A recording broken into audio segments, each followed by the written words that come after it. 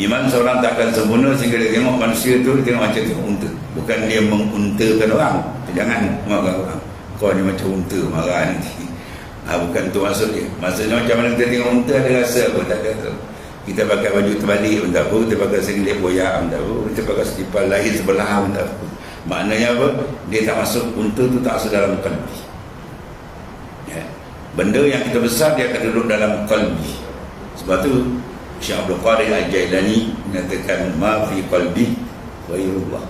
Tak ada dalam hatiku melainkan dia. Itu menandakan betul dia mentauhidkan Tuhan. Tapi bila ada makhluk dalam qalbi, itu jadi rosak. Dia buat ibadat, dia suruh orang pandang. Dia buat ibadat, dia seronok orang puji. Dia seronok sebab orang. Bila ada orang dalam qalbi dia, maka akan rosak ibadat nanti. Dia buat ibadat, suka dipuji, suka disanjung, suka dilihat, suka dibesarkan. Dia suka dengan mana dia suka bil khalaq, bukan bil khaliq.